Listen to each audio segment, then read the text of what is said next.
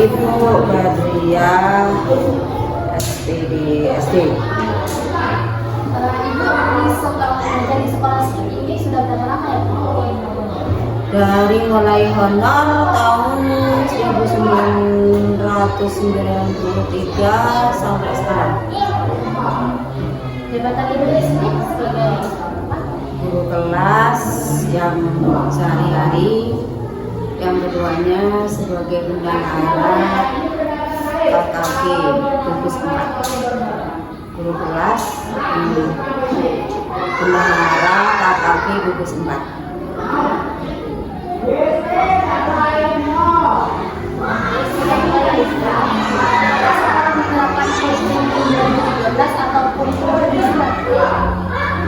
Kalau sekarang ini kita kembali ke kurikulum 2013.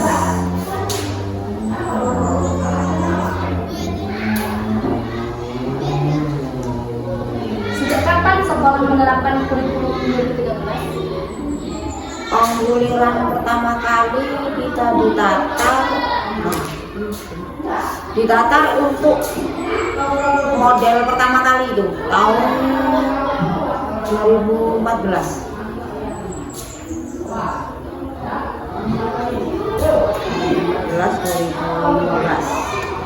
Sampai sekarang ya? Sampai sekarang nggak pernah ganti kita ke kurikulum lain, belum. Apakah harapan sekolah dengan melaksanakan kurikulum 2013? Agar supaya pendidikan di sekolah ini mengikuti perkembangan daripada harapan pemerintah untuk meningkatkan ya sumber daya manusia SDM intinya.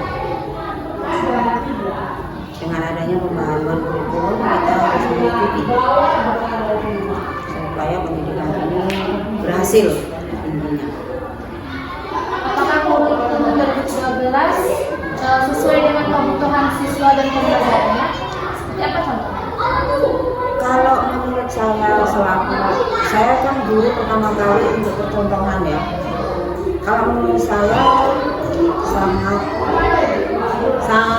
relevan dengan pembelajaran dan tingkat usia anak sekolah.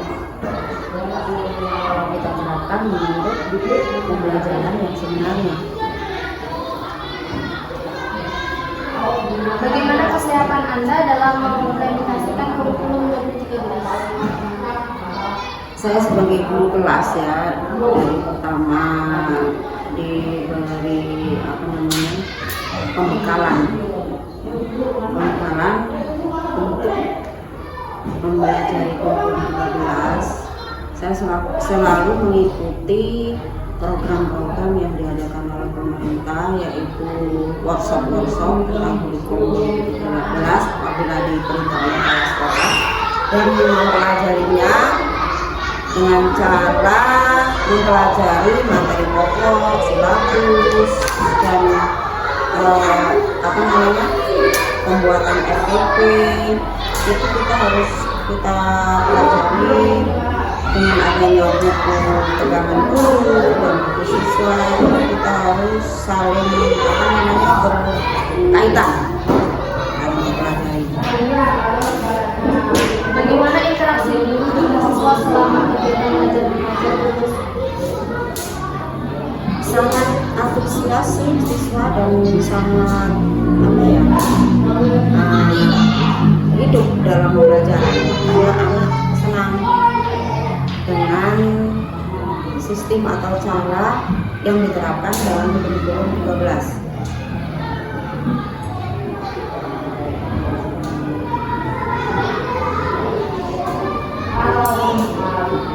Menurut Anda, apakah kurikulum 2013 mampu melaksanakan kegiatan belajar? Kalau selama ini saya menerapkan, dibandingkan dengan kurikulum KTSP, ini kesiapan anak lebih matang daripada KTSP. Karena kalau KTSP anak ini hanya diberi saja, hanya mampu menerima. Tapi kalau dalam kurikulum 13 anak bisa berpikir, pola berpikirnya terbuka karena menciptakan anak ini timbul timbul pemikiran-pemikiran ataupun penemuan-penemuan di dalam pembelajaran yang sudah saya ketahui selama ini saya perbandingkan. Apakah ada kendala yang dirasakan Anda dalam pelaksanaan kurikulum 2013? Ada sih bagi anak-anak yang belum mampu untuk, kalau kelas rendah ini ya, belum mampu untuk membaca menulis dengan lancar. Nah ini sangat tertinggal. Kita harus melancarkan anak dalam membaca dan menulis untuk kelas rendah. Kalau untuk kelas tinggi, anak-anak yang di lingkungan rumahnya terkendala, anak itu akan malas berpikir mengikuti pola pembelajaran yang terdapat di dalam kurikulum 2013, karena kurikulum 2013 itu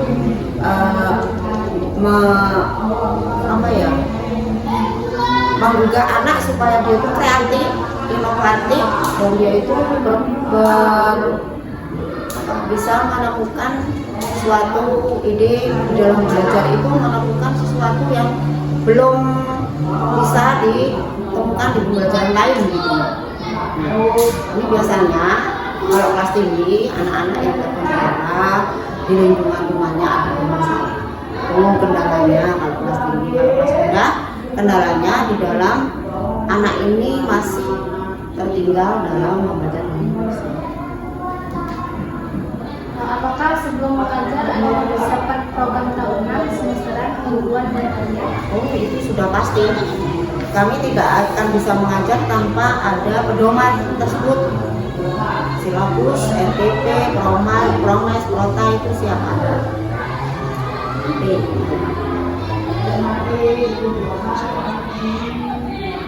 Apa yang diketahui tentang silabus ini? Silabus adalah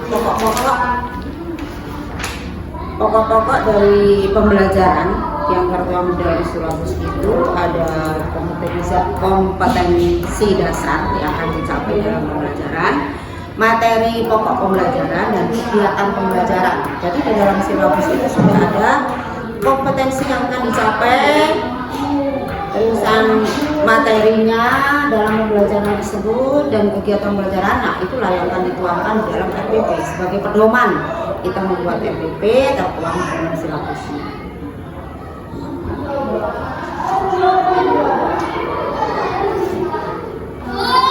Apakah manfaat dari silabus RPP yang Anda buat?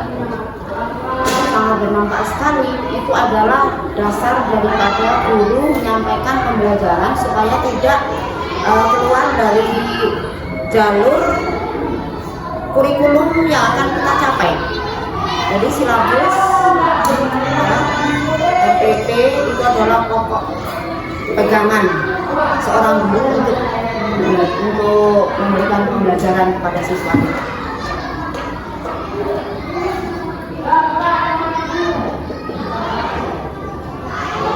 Bagaimana persiapan silabus dan RPP sebelum proses pembelajaran?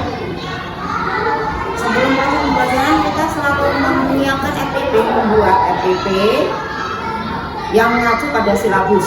Jadi pengembangan daripada silabus itu kita kembangkan ke dalam RPP. Sebelum menyampaikan materi ke dalam kelas, saya sebagai guru selalu menyiapkan membuat RPP terlebih dahulu, yang garis besarnya adalah dari silabus kita mengembangkannya.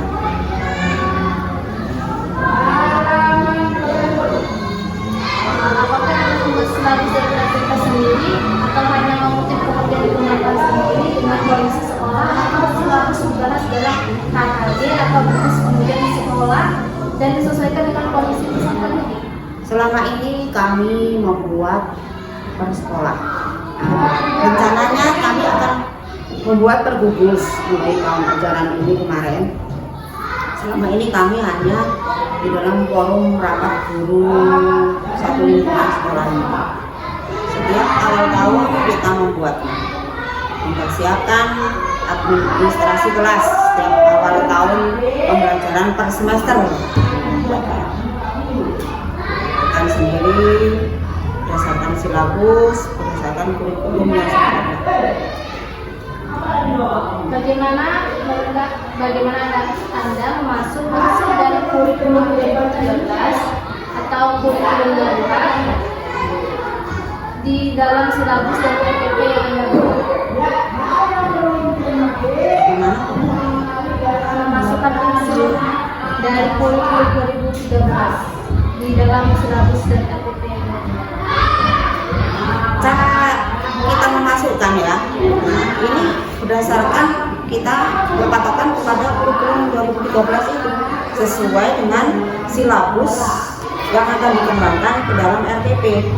Seperti halnya kemarin waktu kita ada dampak corona, itu kan ada peraturan dari pemerintah yang kita akan mengurangi KD kompetensi dasar. Nah, kita berpatokan kepada pemerintah. Nah, di dalam penyampaian kompetensi dasar yang terdapat di dalam kurikulum 2013 dan dikembangkan ke dalam silabus, dijabarkan lagi ke dalam kurikulum, itu kita berpatokan kepada pemasukan unsur ke dalam RPP yang ada darurat ya.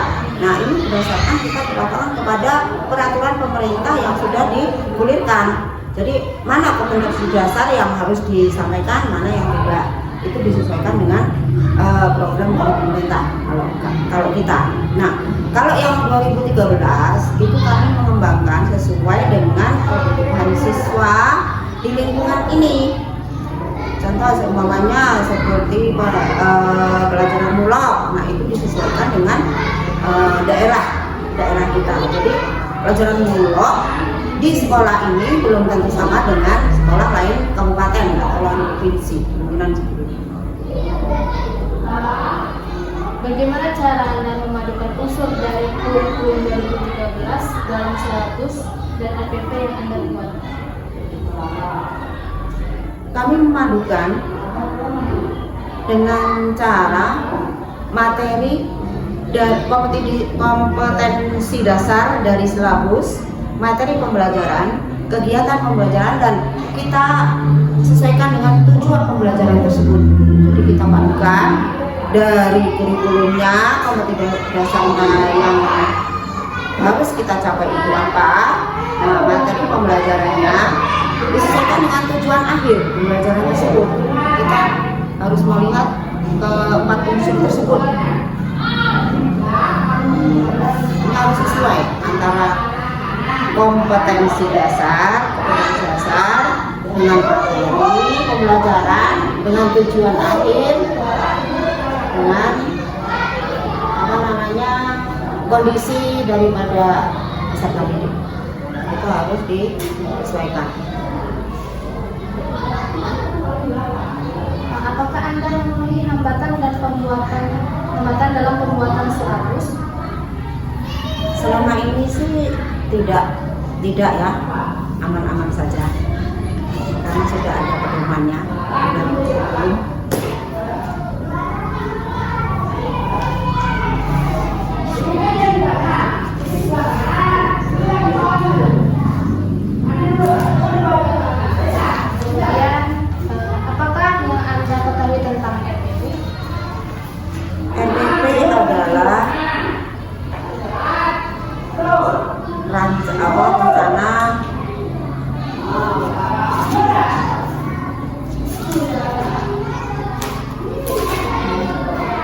Rencana pelaksanaan pembelajaran ya.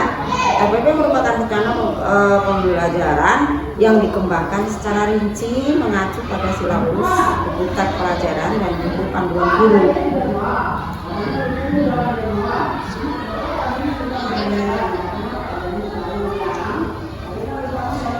Apakah RPP yang Anda buat sesuai dengan kurikulum? Sesuai, karena RPP kurikulum 2013 adalah sebagai patokan atau sebagai sumber daripada kita mengembangkan RPP tersebut yang dituangkan ke dalam silabus, dan dari silabus itu kita mengembangkan RPP. Apa yang Anda lakukan di awal kegiatan pembelajaran? mengadakan apersepsi ya. Apersepsi. Pertama awal pelajaran mengadakan apersepsi. Yang kedua ya di dalam apersepsi itu kita memberikan pertanyaan kepada siswa tentang kabar siswa pada hari ini dan mengatur tempat duduk siswa. Selanjutnya menanyakan hari ini ada yang tidak masuk atau tidak. Pertama ya, sebelumnya kita doa bersama dulu ya. Doa bersama, sudah itu kita menanyakan kabar siswa pada hari itu. Selanjutnya adalah mengatur tempat duduk siswa dan menanyakan ada tidak yang tidak masuk atau tidak hadir pada hari itu. Dan yang terakhir dalam apersepsi itu kita menanyakan tentang pembelajaran kemarin, tema berapa dan tentang isinya. Anak itu membuka ingatan anak untuk menyampaikan materi selanjutnya. Jadi kita menggali lagi tema yang sudah dipelajari kemarin. Itu dalam apersepsi. Biasanya kami menggunakan apersepsi itu 10 menit sampai 15 menit. Nah, langsung masuk inti. Model atau pendekatan atau strategi apa yang Anda gunakan dalam pembelajaran? Kalau model pembelajaran biasanya kami menggunakan model yang bervariasi, sama dengan metode juga kami bervariasi ya. Ada yang ya kalau metode itu pasti ada ceramahnya, ada model metode demonstrasinya, ada metode pengajaran, ada metode pemberian tugas dan untuk pembelajaran juga kami dipakai dengan model yang bervariasi juga.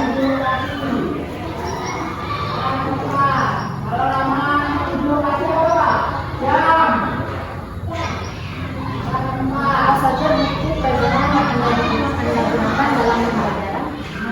Kami selama ini menggunakan pedoman kami adalah buku pedoman guru, buku siswa, dan buku penunjang. Penunjang itu disesuaikan dengan tema yang sedang kita ajarkan. Jadi kami ada 3 buku pokok. Yang pertama adalah buku pedoman guru, buku siswa, buku tema itu ya. Terus selanjutnya adalah tambahan itu buku penunjang, dan satu lagi adalah LKS, lembar kerja siswa, itu sesuai dengan tema itu.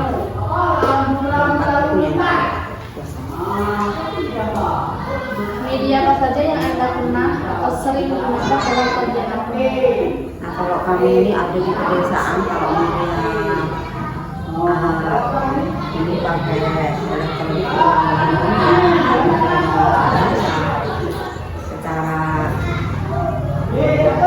secara apa ya, biasa saja menggunakan kertas karton, apa itu alat peraga secara apa ya, model percontohan dari benda-benda yang ada di sekitar sekolah, benda-benda bekas atau benda-benda yang bisa dipakai.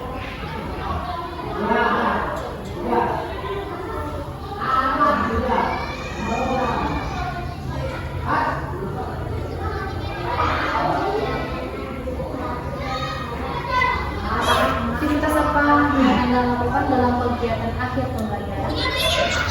Kami selalu memberikan penguatan kepada siswa, memberikan penguatan, menanyakan kembali pembelajaran yang sudah disampaikan pada waktu itu, materi apa, memberikan pertanyaan-pertanyaan, dan selanjutnya memberikan tugas tugas untuk dikerjakan di rumah.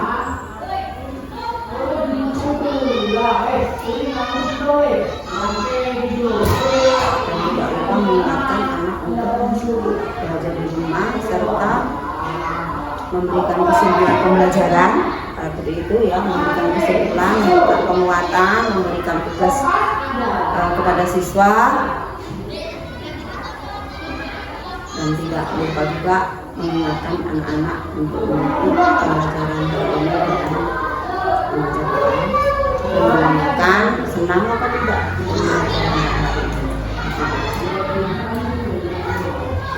Model penilaian apa yang Anda gunakan dalam pembelajaran seperti memberikan tugas, project, ini atau pengalaman? Kami biasanya menggunakan model penilaian bulan ganda, ya, pertanyaan secara lisan, ya, maupun pemberian tugas, pemberian apa ya namanya,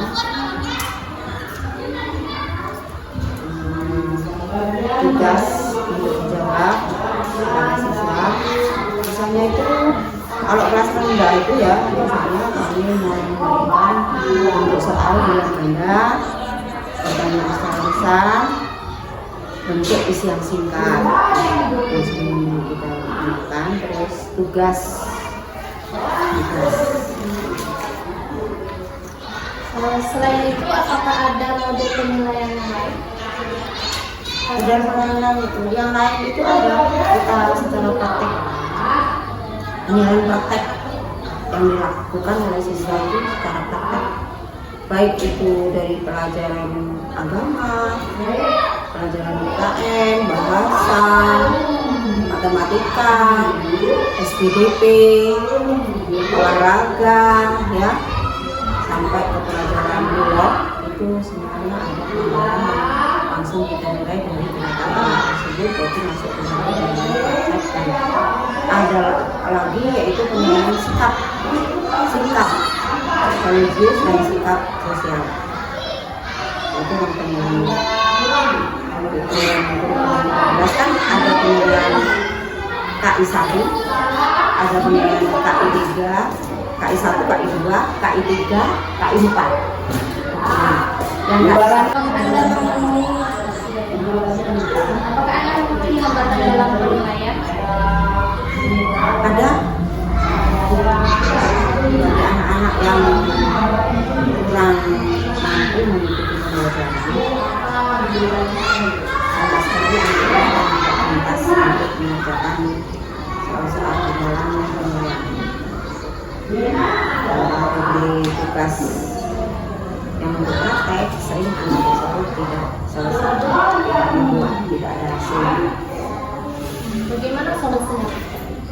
Solusinya sering dinasehati, ya, diberi nasihat supaya lebih baik lagi untuk kedepannya, tidak perlu diulang lagi, dan diberi diberi penguatan terhadap anak tersebut supaya bisa merubah sifat-sifat dia untuk mampu mengikuti penilaian pembelajaran selanjutnya. Dan memanggil orang tua, seringnya memanggil daripada orang murid anak tersebut supaya bisa membantu atau membimbing pembelajaran anaknya. Ini yang penting sekali, bersama dengan orang murid. Apa saja Anda melakukan?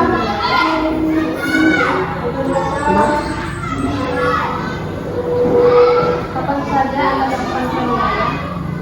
Penilaian saya lakukan untuk penilaian harian itu setiap selesai satu tema, saya ambil penilaian harian.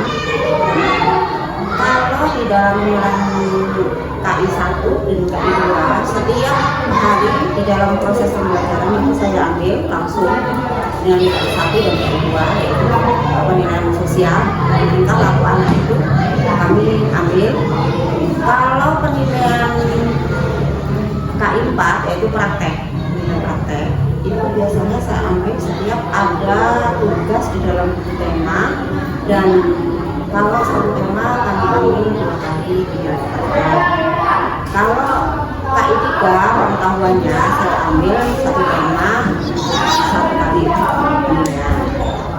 Jadi kalau penilaian setiap 1 kali tema selesai saya ambil penilaian untuk ilmu pengetahuannya, yaitu KI 3. Kalau prakteknya saya ambil 2 kali. Kalau KI 1 dan KI 2 religius dan sosialnya saya ambil setiap hari pertemuan, mana yang penting saya ambil sikap sosial dengan sikap religius. Terus apakah yang Anda ketahui dari kurikulum paradigma baru? Nah, ini saya belum mempelajari ya, baru membaca wacana sedikit. Kami juga belum ada tugas dari kepala sekolah untuk belum ada dari pemerintah workshop tentang kurikulum paradigma baru. Tapi kalau menurut saya ya bagus juga sih, tetapi kami belum menerapkan karena kami masih mantap menggunakan kurikulum sekolah. Kalau kedepannya kemungkinan kita akan mengikuti program pemerintah kalau memang sudah diharuskan, tapi rasanya kalau saya baca sekilas ya, kok sepertinya akan kembali seperti KTSD, kurikulum paradigma baru.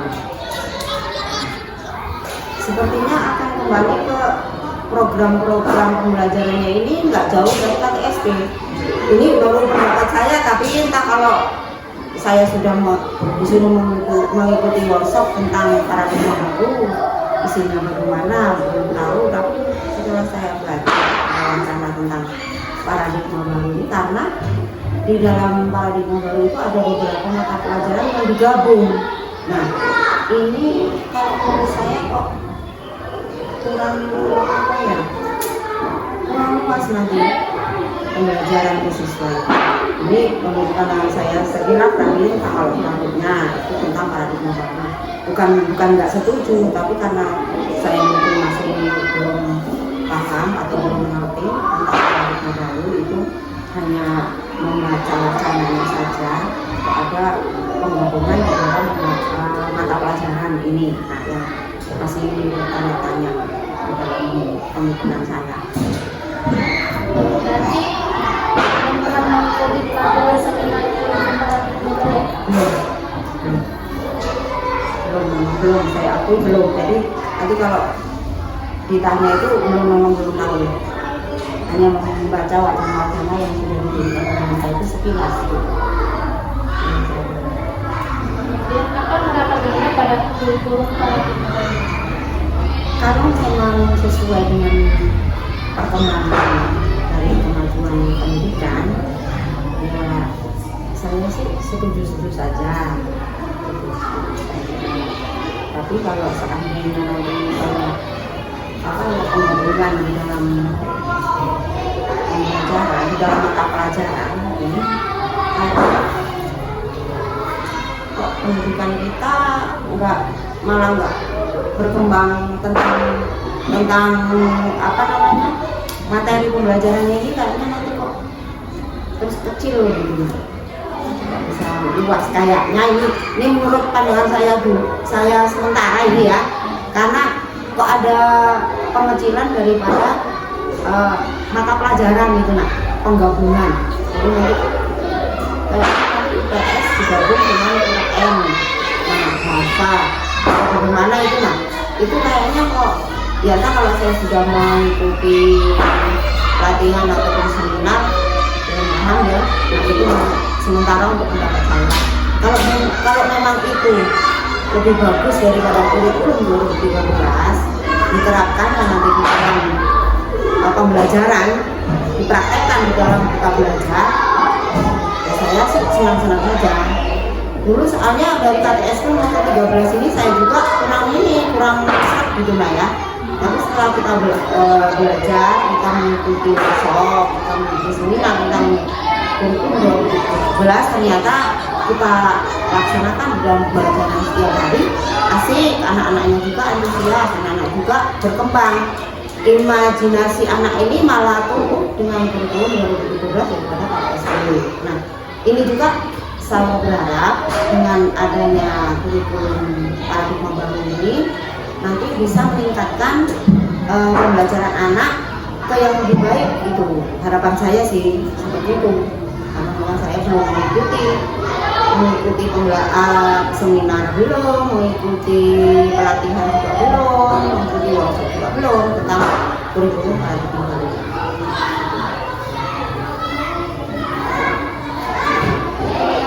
Itu saja untuk ini. Terima kasih karena meluangkan waktunya untuk saya review.